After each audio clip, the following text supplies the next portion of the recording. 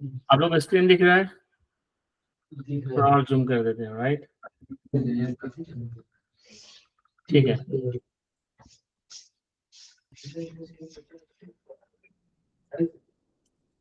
Okay, सो जैसे HTML में तो हमने देखा HTML एंड बॉडी से स्टार्ट होता है, एंड वी नो दैट कि कई सारे टैग हैं जो स्टार्टिंग होते हैं एंड क्लोजिंग होते हैं, राइट? तो वो चीज़ हमें मालूम है। इसके अलावा कुछ और सारी चीज़ें हैं जो एडिशनल्स यूज करते हैं, उनको हम देखेंगे, जो जनरली HTML के बॉडी या स्ट्रक्चर में यूज होते हैं। मेरा वॉइस क्लियर है? ओके, ये सब तो उसने कीबोर्ड टेक्स्ट या उन सब की बात कर रहा है, will not go on that. Okay, so हाँ, ये जूम हट जा रहा है क्या? ठीक है।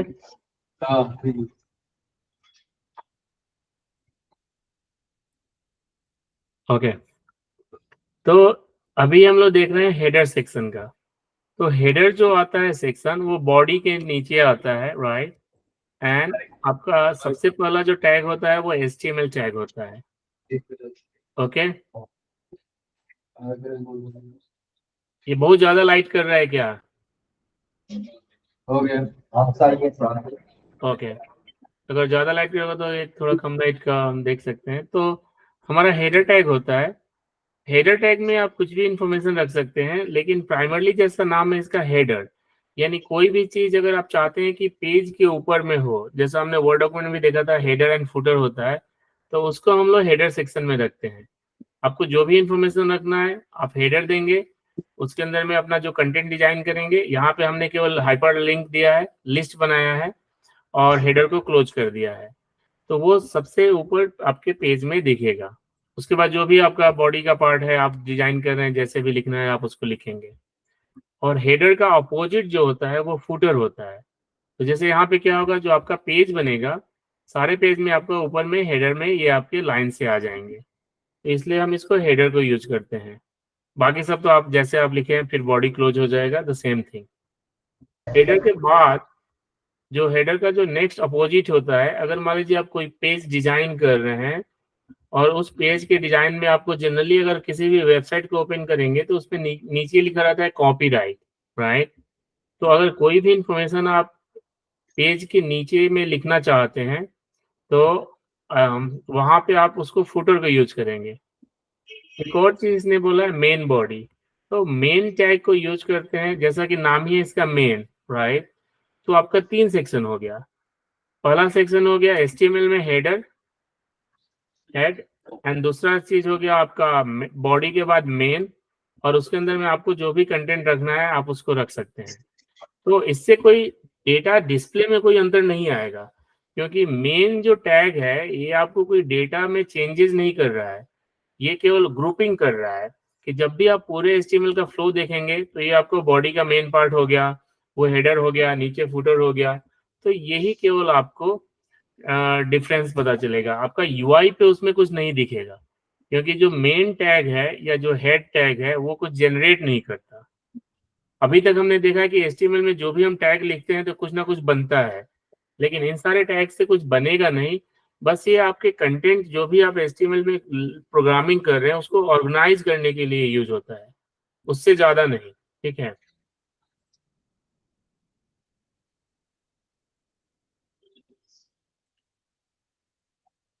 यहाँ पे उसने फिर एक्सरसाइज दिया है, so will not go on exercise. तो अब यहाँ पे उसने, जैसे आपका ये हेडर हो गया, हेडर हमने देख लिया। उसके बाद अगर आप नीचे जाएंगे तो लेट्स गो ऑन दैट, यहाँ पे जो भी आपको बॉडी में नीचे लिखना है वो आपके फुटर सेक्शन में आ जाएगा। तो यहाँ पे फुटर में आपने लिख दिया कि copyright 1999 by this and this, right? तो ये चीज आपके बॉडी के जो पेज के नीचे में, फुटर का मतलब हुआ कि पूरे पेज के नीचे में अगर आपको जो चीज रिपीट करना है तो उसके लिए उन्होंने फुटर टैग को यूज किया, राइट? तो इससे ज्यादा इसमें कोई अंतर नहीं है, बाकी सब सेम है। ओके, अब एक चीज और हम देखते हैं, एक नया HTML मान लीजिए हमने इसी को कॉपी करते हैं, लेट्स कॉपी दिस HTML। एक तो हम यहाँ से भी देख सकते हैं, बट कंट्रोल C किया मैंने नोटपैड ओपन किया,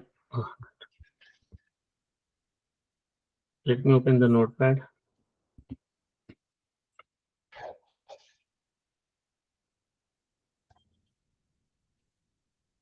ठीक है, ये मेरा स्ट्रक्चर है। इस स्ट्रक्चर में मैंने स्टेटस को डाला एंड जैसा कि अगर आपको बॉडी के अंदर अभी कुछ और कंटेंट था, let me copy that. Body and head है, ठीक है। Let me take this part is also.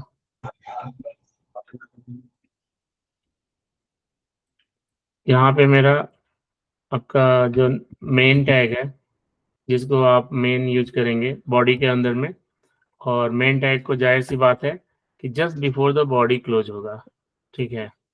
Footer के बाद क्लोज किया है या उससे पहले, लेट मी सी अगेन।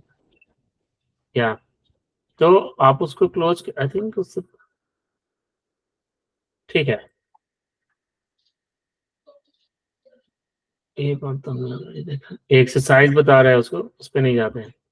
एक चीज और जो यूज होता है वो होता है हेड सेक्शन के अंदर में, अगर आपने यूज किया, एक और टैग हम लोग यूज करते हैं, टाइटल, ठीक है। टाइटल में हमने मान लिख दिया my first page, right.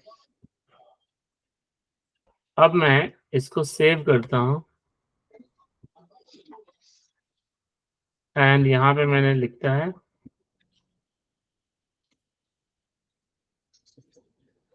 And मैं सबसे पहले यहाँ चेंज करूंगा इसको ऑल फाइल्स एंड देन करूंगा मेन बॉडी डॉट HTML।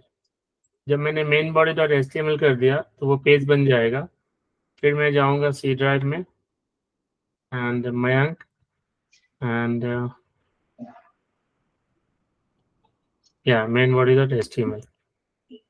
अब मैंने इसको ओपन किया तो ये आपका इस तरह से आपका डेटा दिख रहा है।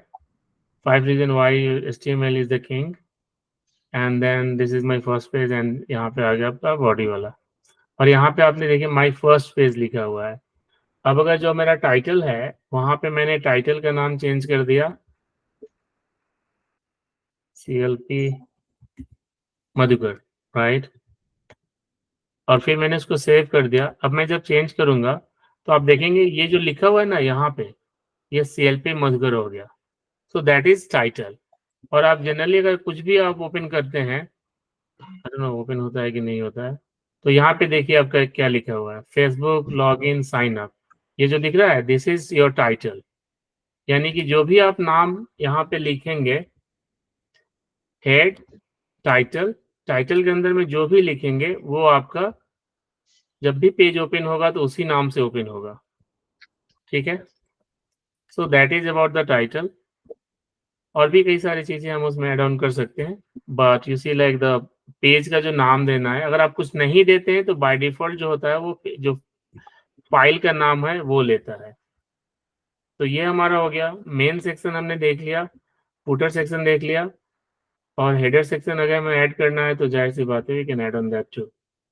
सो ये एक हम कंप्लीट स्ट्रक्चर की बात कर रहे हैं कि क्या क्या चीजें हो सकता है, राइट। तो अगर आप कोई मेन टैग देखेंगे तो ये नहीं कि I mean this is not something that adding. अब मेन टैग केवल इनको ऑर्गेनाइज करने के लिए, I think footer should be after that, but वो चीजें आपको इस तरह से ऑर्गेनाइज हो रहे हैं, ठीक है। ओके, अच्छा ये वाला नहीं दिख रहा था, कोई नहीं, अभी रुको मैं उसको देता हूँ फिर से। तो okay, so that's about the header footer, and next one if you see,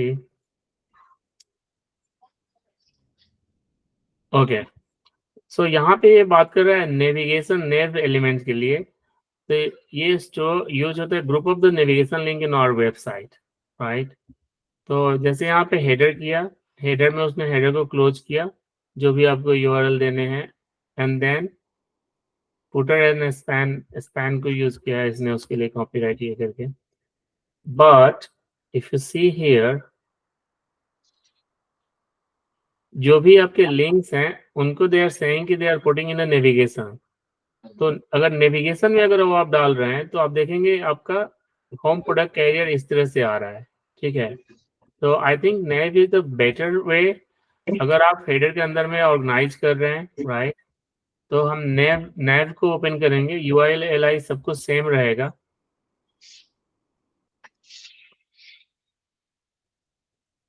header, फिर हेडर से क्लोज करेंगे, एंड हेडर को क्लोज करने के बाद इसके अंदर में हम नेविगेशन एनएफवी नेव टैग को यूज करेंगे। और आपको ये मालूम है अनऑर्डर लिस्ट के लिए यूज होता है, और ये हमारे लिस्ट हैं, और ये हमारे यूएल क्लोज हुए हैं। अच्छा, ये आपको थोड़ा सा जूम कर देता हूँ, अभी ठीक है? Yes, sir. हाँ, तो अब हमारा जो स्ट्रक्चर बना HTML हेड के अंदर में हमने टाइटल डाला, जो कि आपका पेज का जब भी आप ओपन करेंगे तो वो दिखेगा। हेड को क्लोज किया, फिर हमने हेडर डाला, और उसके अंदर में हमने NAV करके नेविगेशन को डाला। तो जितने भी आपके लिंक हैं, जैसे कोई भी अगर वेबसाइट देखेंगे, if you see this one, right, ये हमारा बिग बाइनरी का है, तो आप ये देख रहे हैं अबाउट कोर्स एंड शोकेस, ये सबसे ऊपर में है इस तरह से। और जिस पे भी आप क्लिक कर रहे हैं तो वो ओपन हो रहा है, राइट। शोकेस पे क्लिक कर रहे हैं तो शोकेस ओपन हो रहा है। So this is your part of the navigation, right, क्योंकि वो हाइपरलिंक है। वही हमने डाला है हेडर के अंदर में नेव, और उसके बाद हमने लिस्टिंग किया है। अब इससे हमारा रिजल्ट कैसा बनेगा? तो अगर हम इस पेज पे जाते हैं, अब फिर से हमने इसको रिफ्रेश किया, तो आपका इसी तरह से आ रहा है। नेविगेशन आपका चेंज नहीं हो रहा है। Let me see, it's suppose to change. ये इमेज एसआरसी यूज किया है, नेव एंड हो रहा है, एंड फुटर यूज किया है। यहाँ पे ये ऐसे आ रहा है, home about and product, but let me see this part.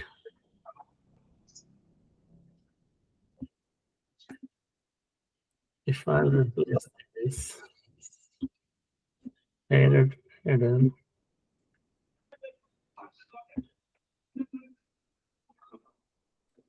body would be after that. Let's see अभी क्या आ रहा है। कहाँ ये JS इतना बड़ा आ गया? What is this JS is for? Yeah, ये कुछ फॉर्म नहीं कर रहा है। I'll see on that. Might be because I have used this one. Let me close this and let me put this header on the top and see whether it's making any difference.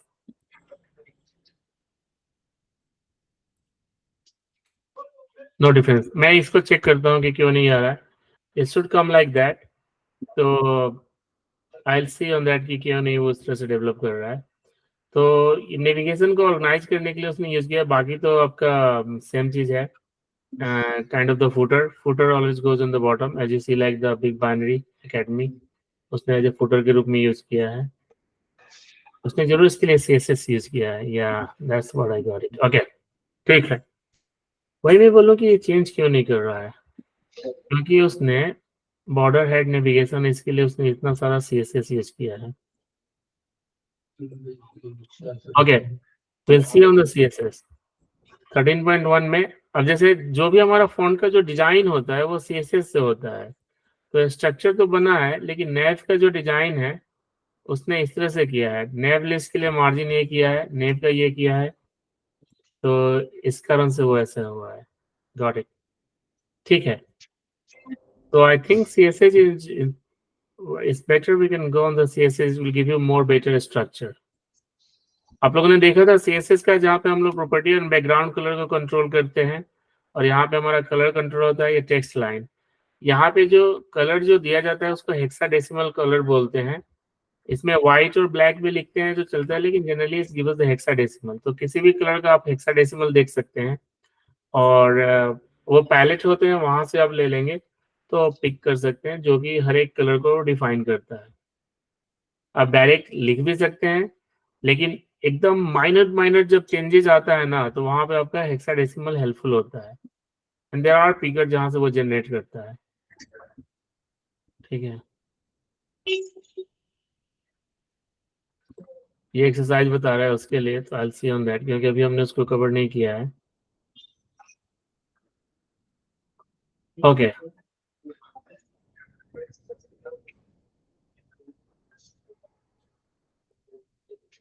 दूसरा एक बता रहे article tag के लिए। तो article tag में जो भी हमारा डिजाइन है, ये सारा चीज इसने टैग इसलिए दिया है क्योंकि जब भी आप डिजाइन करते हैं तो HTML तो आपका केवल बॉक्स और डिजाइन बना देता है, उसके ऊपर जो कलर और डिजाइन होता है वो प्राइमरली होता है आपके CSS से। जैसे अगर आप देखें, let me go back again, ये हमारा जो HTML हमने बनाया है बेसिक, ये में हमारा HTML है। और इसको अगर आप देखते हैं पेज पे, तो हमारा इस तरह से आ रहा है, राइट। लेकिन इसमें बाकी HTML अप्लाई नहीं हो रहे हैं, ये हमारा कलर डिजाइन चेंज नहीं हो रहा है। और अगर आप ये देखेंगे यहाँ पे, सॉरी,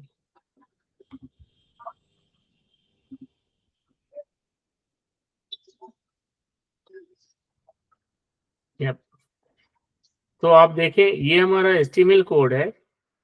HTML कोड के बाद हमारा ये CSS कोड है। और आप देखिए CSS कोड को अप्लाई करने के बाद हमारा जो पेज है, ये ज्यादा अच्छा लग रहा है या हमारा ये वाला अच्छा लग रहा है?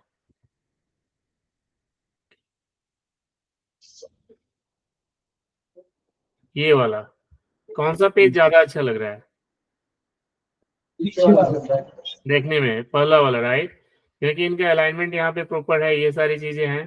तो आप देख रहे हैं कि CSS से आप उसको ब्यूटिफिकेशन करते हैं, राइट, उसको और सुंदर बनाते हैं HTML पेज को, क्योंकि कंटेंट सेम है। HTML आपको बेसिक कंटेंट देता है, लेकिन CSS के जो प्रॉपर्टीज हैं वो उनको और सुंदर बनाते हैं, राइट। और वेब पेज में तो सब कुछ जितना सुंदर रहेगा उतना ज्यादा बेटर और अट्रैक्टिव होगा। तो प्रॉपर अलाइनमेंट, प्रॉपर चीजें हेल्पफुल है, तो वहां पे आपका CSS का लॉजिक यूज होगा। विल सी CSS में भी हम थोड़ा अच्छा टाइम देंगे and will work on that.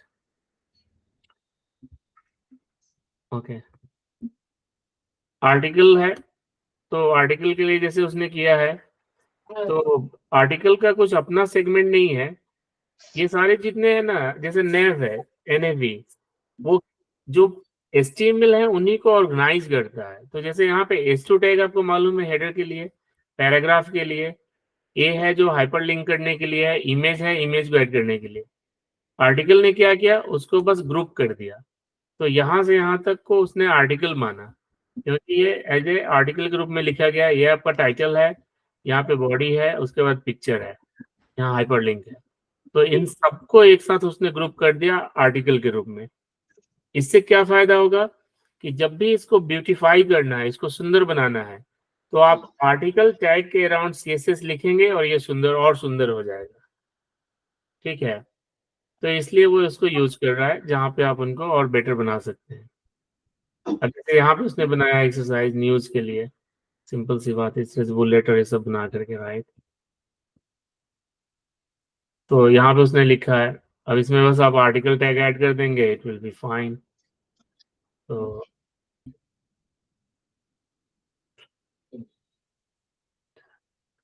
Okay, now दूसरा जो है वो सेक्शन टैग है।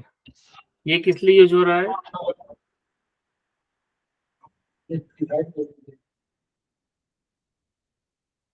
तो सिमिलरली इसने सेक्शन यूज किया है। तो जैसे सेक्शन टैग को उसने यूज किया, ID equal to Pacific Ocean, फिर इसके अंदर में H1 यूज किया है, फिर पैराग्राफ यूज किया है, फिर सेक्शन को क्लोज किया है। उसके बाद फिर इसने दूसरा सेक्शन चालू किया है, उसको अटलांटिक ओशन लिखा है, उसका हेडर अटलांटिक ओशन दिया है। अब एज ए रिजल्ट आप तीसरा है इंडियन ओशन, आर्कटिक ओशन। सो करने का मतलब है कि अगर आपके कुछ इस तरह का आपका जहाँ पे यूज कर रहे हैं, तो अलग अलग आप ग्रुपिंग कर सकते हैं। जैसे मान लीजिए अब बिहार में आप सारे जिले के बारे में लिख रहे हैं, तो हमारा जो सेक्शन होगा हर एक जिला का सेक्शन बन जाएगा, सिवान का सेक्शन हो जाएगा, छपरा का सेक्शन हो जाएगा, राइट। तो और सेक्शन की प्रॉपर्टी में आपका ID है, जो भी आप लिखना चाहते हैं, सिवान, छपरा, ये सारी चीजें। तो बस उनको ये लॉजिकल ग्रुपिंग कर रहा है। यहाँ पे फिर से CSS हैं आपके, जो आप CSS को यूज करेंगे तो और बेटर हो जाएगा। अब इससे देखिए आपका क्या हो रहा है CSS के प्रॉपर्टी के कारण। ये जो आपका पहला सेक्शन बना पैसिफिक ओशन, यहाँ पे आपके कर्व्ड बने और इस तरह से बॉक्स बना, और उसके अंदर में आपका पैसिफिक ओशन हो गया। फिर दूसरा सेक्शन हो गया अटलांटिक ओशन, फिर तीसरा हो गया इंडियन ओशन, तो आप देख रहे हैं कि कैसे वो आपका ग्रुपिंग हो रहा है, उसके ऊपर अप्लाई हो रहा है। एक बार हम इसका CSS देख लेते हैं, उन्होंने कैसे डिजाइन किया है। तो आपको मालूम है जो ये होता है वो टैग होता है और ये उसका प्रॉपर्टी होता है। तो बॉडी जो है, अगर आप कुछ भी नहीं देते हैं तो वहाँ पे उसने फॉन्ट टाइप, ये कलर, ये मार्जिन और ये पैडिंग यूज किया है। पैडिंग जो दोनों के बीच में स्पेस होता है उसको हम लोग पैडिंग बोलते हैं। जब भी आप दो कॉलम के बीच में जो स्पेस होगा वो पैडिंग होगा। ये आपका सेक्शन टैग है, उसका जो प्रॉपर्टी उसने बनाया है वो इस तरह से बनाया है। बॉर्डर है, 1 पिक्सल है, सॉलिड है, ठीक है। और ये आपका बॉर्डर का कलर है। बॉर्डर का जो रेडियस है वो 5 पिक्सल है। अगर 5 पिक्सल को अगर आप 20 पिक्सल कर देंगे तो you will see directly impact on that, कि आप देखेंगे ये जो आपका कर्व है ये और ज्यादा बड़ा हो गया है ना, पहले से दिख रहा है। तो वो आपका प्रॉपर्टी यहाँ से कवर करता है। बॉर्डर का जो रेडियस था 20 पिक्सल, पैडिंग आपका 20 पिक्सल है। ये बॉक्स का जो शैडो है उसको डिफाइन किया है। ये जो H1 टैग है और पैराग्राफ है उसका कलर क्या होगा। फिर जो पैसिफिक ओशन है, ये जब हम CSS पढ़ेंगे तो देखेंगे उन्होंने जो आईडी डिफाइन किया है उसका कलर बनाया है।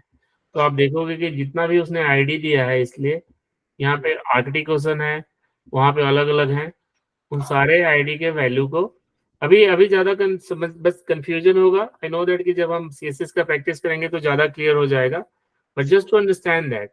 तो उसने अलग अलग सेक्शन बनाया, उन सेक्शन का अलग अलग बैकग्राउंड कलर ऐड कर दिया। उससे क्या हुआ, इस CSS का जितना भी प्रॉपर्टी है वो सारे अलग अलग आईडी के लिए कलर ऐड हो गए। एज ए रिजल्ट क्या हुआ, आप देखिए आपका हर एक सेक्शन का कलर बदल गया, ठीक है। तो इसलिए सेक्शन से ग्रुपिंग करके आप उनमें अलग कलर पैटर्न अप्लाई कर सकते हैं। तो इसलिए आपका हेल्पफुल है उसको अलग बना के उसके ऊपर CSS पे काम करने के लिए। ओके, इन्होंने सेम चीज यहाँ ऐड किया है कि फ्रांस है, जापान है, कंट्रीज का बनाया है और उसके अनुसार कंट्रीज के अनुसार उन्होंने अपना अलग टैगिंग और कोडिंग किया है, ठीक है। इजिप्ट है, सेम चीज। आई मीन ये आपको वैल्यू ऐड करेगा कि उसको हम और बेटर कैसे करते हैं। ये भी एक इम्पोर्टेंट टैग है, असाइड। असाइड टैग क्या करता है, जो भी आपके कंटेंट हैं उनको अगर हाईलाइट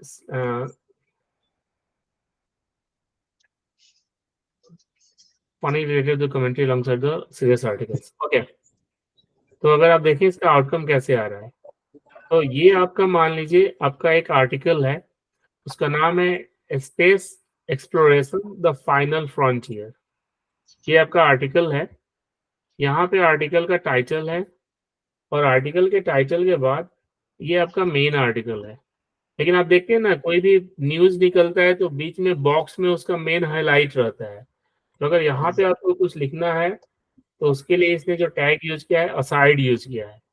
तो जब भी आपको इस तरह का पेज लिखना है, ये तो आपका हेडिंग हो गया, ये आपका पैराग्राफ हो गया, और यहाँ पे जो इस तरह से लिख कर है वो असाइड हो गया, right.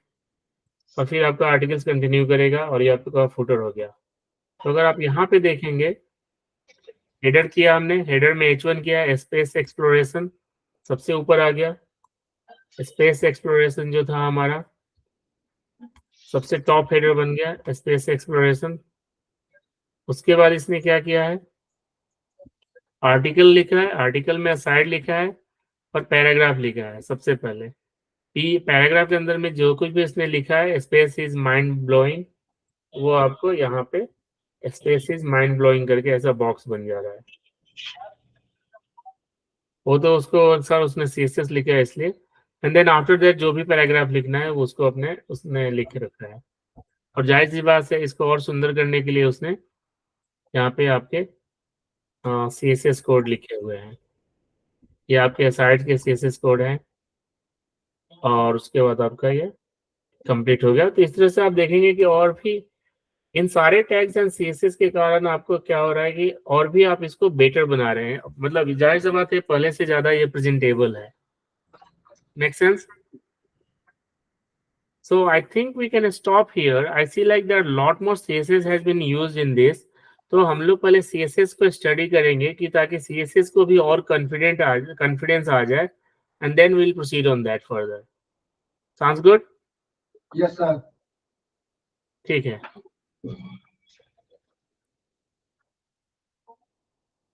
So just keep it simple. I mean हम इन चीज को बार बार फिर आगे रिपीट